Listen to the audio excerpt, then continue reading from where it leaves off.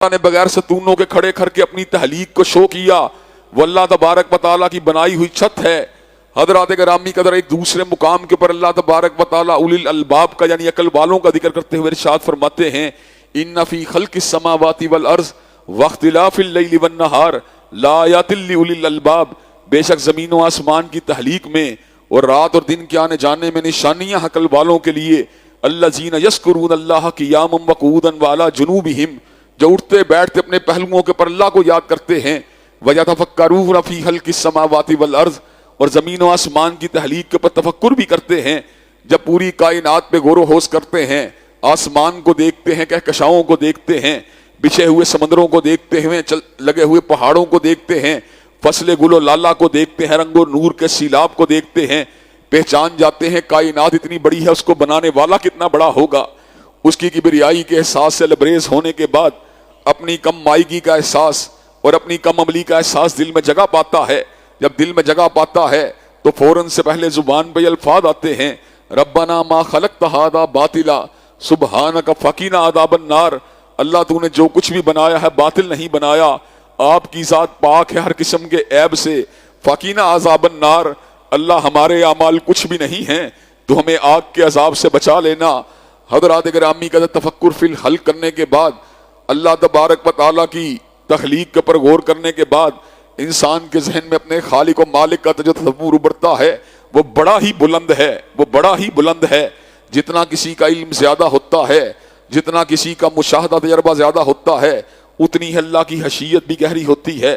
چنانچہ اللہ نے اعلان فرما دیا انما یخشی اللہ من عبادہ العلماء، جو اللہ کے عالم بندے ہیں وہ اللہ سے ڈرنے میں سب سے آگے ہوتے ہیں۔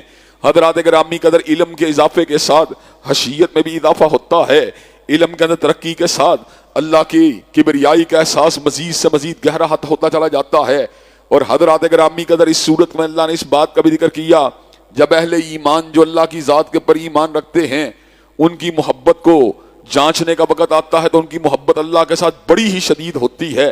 وَمِنَ النَّاسِ مَن يَتَّخِذُ مِن دُونِ اللَّهِ أَندَادًا يُحِبُّونَهُمْ كَحُبِّ اللَّهِ وَالَّذِينَ آمَنُوا أَشَدُّ حُبًّا لِلَّهِ، غیر اللہ کے پرستار تو اپنے معبودان باطل سے محبت کرتے ہیں، لیکن جو اللہ تبارک و تعالیٰ کے پرستار ہیں وَالَّذِينَ آمَنُوا أَشَدُّ حُبًّا لِلَّهِ، ان کی محبت اللہ کے ساتھ نہایت شدید ہوتی ہے۔ حضرات گرامی قدر اس صورت میں اللہ نے اس بات کا بھی ذکر کیا کہ معاشرے کے اندر امن و امان کے قیام کے لیے قانون قصاص کا ہونا انتہائی ضروری ہے۔ اللہ نے انسانوں کو جان ایک مرتبہ دی ہے، لیکن وہ کتنے بڑے ظالم ہیں جو مسلمانوں کی جانوں کو تلف کر لیتے ہیں۔ اللہ کو اس بات کے اوپر جلال آیا، اللہ نے اس حکم کا نزول فرما دیا یا ایھا الذین آمنوا کتب علیکم القصاص فی القتل الحر بالحر والعبد بالعبد والانثى بالانثى۔ اللہ تبارک و تعالیٰ فرماتے ہیں قصاص کو اللہ تبارک و تعالیٰ نے قتل میں لازم فرما دیا، مرد قتل کرے جواب میں مرد کو قتل کیا جائے گا، عورت قتل کرے جواب میں عورت کو قتل کیا جائے گا، آزاد قتل کرے جواب میں آزاد کو قتل کیا جائے گا، غلام قتل کرے جواب میں غلام کو قتل کیا جائے گا۔ ہاں اگر کوئی دیت کے اوپر اپنے دوست کو راضی کر لے، اپنے بھائی کو راضی کر لے تو اور بات ہے، اس کے لواحقین کو راضی کر لے، یہ اللہ کی طرف سے تخفیف ہے، یہ اللہ کی طرف سے ایک ریلیکسیشن ہے۔ لیکن حقیقت کیا ہے وَلَكُمْ فِي الْقِصَاصِ حَيَاةٌ يَا أُولِي الْأَلْبَابِ، اے عقل والو قصاص کے اندر اللہ نے زندگی کو رکھ دیا ہے۔ حضرات گرامی قدر اللہ تعالیٰ کو قتل کتنا ناپسند ہے۔ من اجلی ذالک کتبنا علی بنی اسرائیل انہ من قتل نفسا بغیر نفس او فساد فی الارض فکانما قتل الناس جمیعا ومن احیاھا فکانما احیا الناس جمیعا، جس نے ایک انسان کو بغیر جرم کے مارا ہے، ظلم کے ساتھ مارا ہے، اس نے پوری انسانیت کو مارا ہے۔ ومن احیاھا فکانما احیا الناس جمیعا، اور جس نے ایک کو زندہ کیا اس نے پوری انسانیت کو زندہ کیا۔ حضرات گرامی کا اس صورت میں اللہ تعالیٰ نے دو بڑے فرائض کا بھی ذکر کیا جو ارکان اسلام میں سے ہیں، ایک روزے کا ذکر اور ایک حج کا ذکر۔ اللہ تبارک و تعالیٰ فرماتے ہیں یا ایھا الذین آمنوا کتب علیکم الصیام کما کتب علی الذین من قبلکم لعلکم تتقون، اے ایمان والو تمہارے پر روزہ اس لیے لازم کیا گیا، تم سے پہلے بھی لوگوں پہ لازم کیا گیا تھا، کس لیے لازم کیا گیا؟ تاکہ تم متقی بن جاؤ، پرہیزگار بن جاؤ۔ پرہیز اور روزے کا لنک کیا ہے آپس میں؟ ذرا اس بات کو بھی سمجھنے کی کوشش کیجئے۔ ہاں کھانا حلال تھا، دودھ حلال تھا، مشروبات حلال تھے، چاول حلال تھا، روٹی حلال تھی، شریک زندگی کے ساتھ تعلق حلال تھا، اللہ تبارک و تعالیٰ کے حکم کے پر روٹی کو چھوڑ دیا، چاول کو چھوڑ دیا، مشروبات کو چھوڑ دیا، شریک زندگی سے تعلق میں انقطاع آ گیا۔ وجہ کیا تھی؟ اللہ کا حکم تھا۔ اگر اللہ کے حکم کے پر حلال کو چھوڑا جا سکتا ہے تو حرام کو کیوں چھوڑا نہیں جا سکتا؟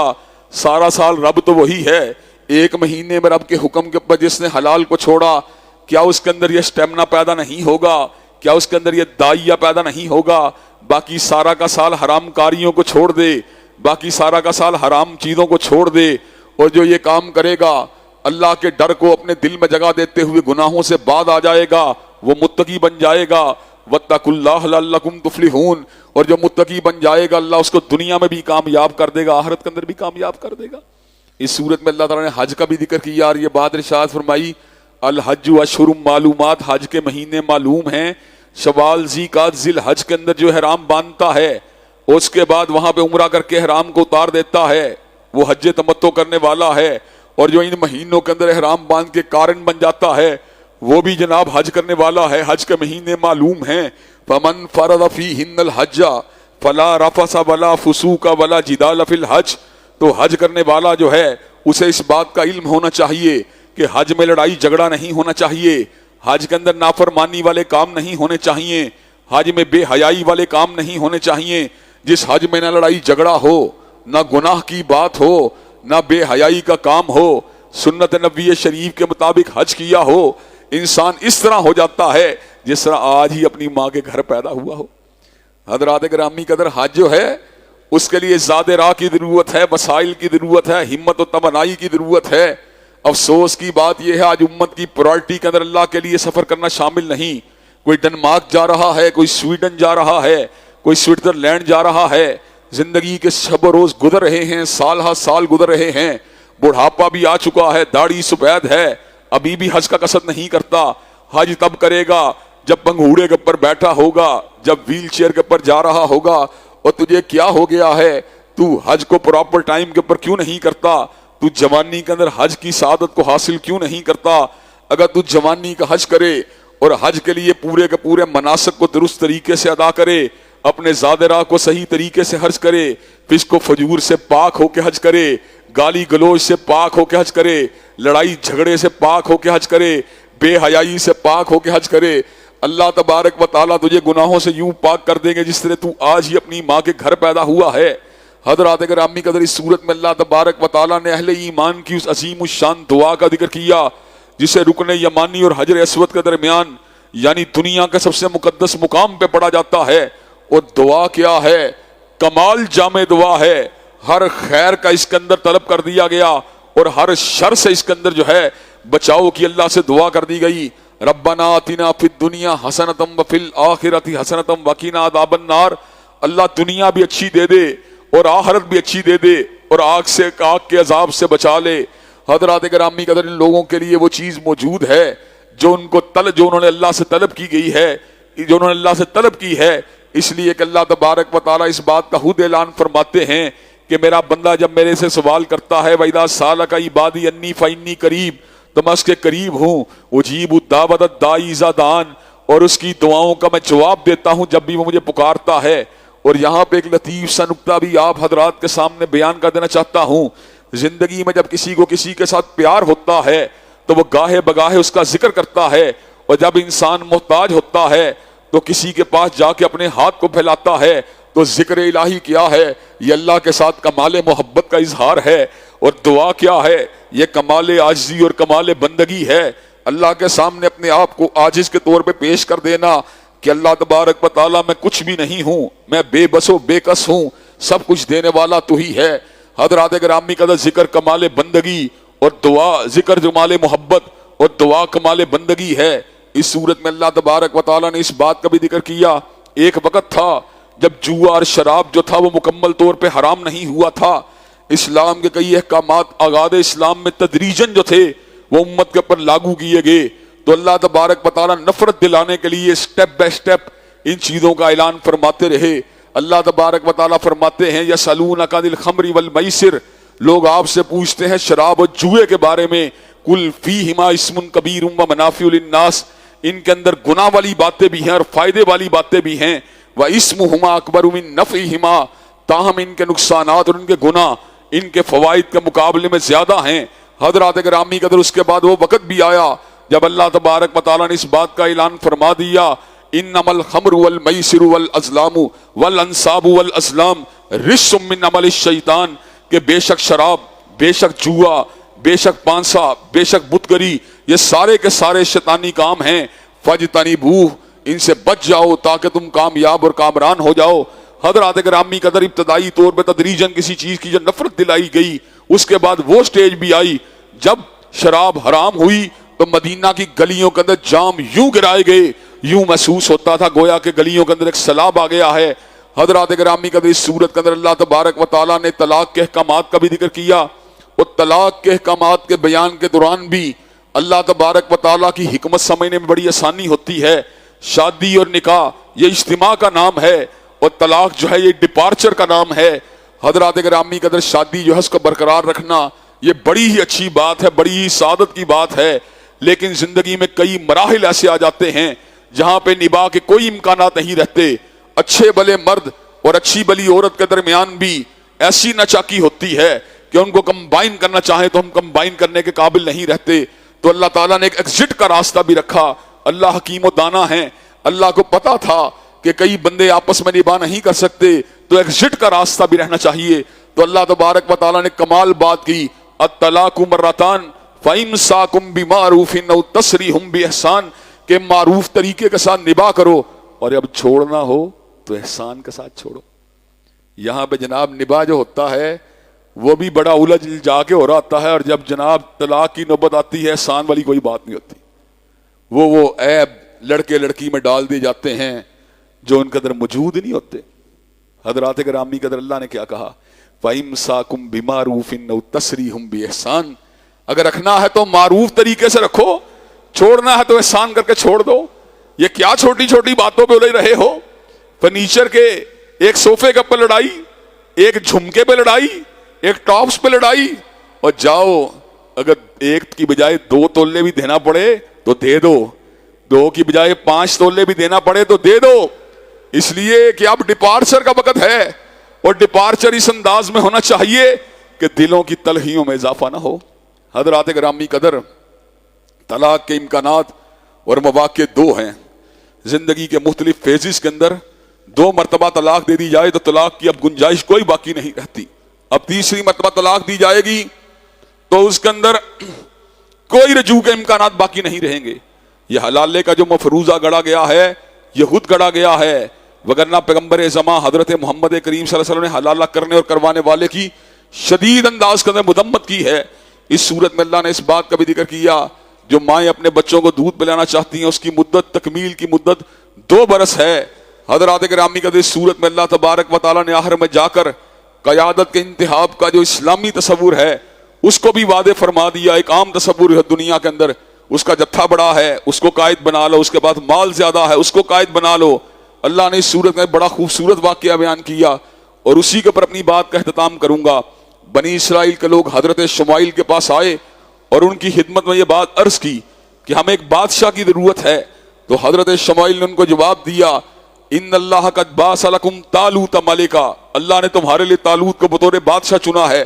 کہنے لگے, انا یکون لہ الملک علینا ونحن احق بالملک منہ ولم یؤت سعۃ من المال, وہ ہمارا بادشاہ ہوگا جس کے پاس مال کی وسعت ہی نہیں ہے. حضرت شمائیل کے الفاظ سونے کے حروف سے لکھنے کے قابل ہیں.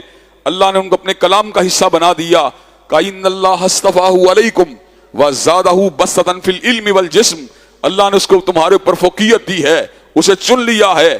وزادہ بسطۃ فی العلم والجسم, علم میں بھی زیادہ ہے اور طاقت میں بھی زیادہ ہے.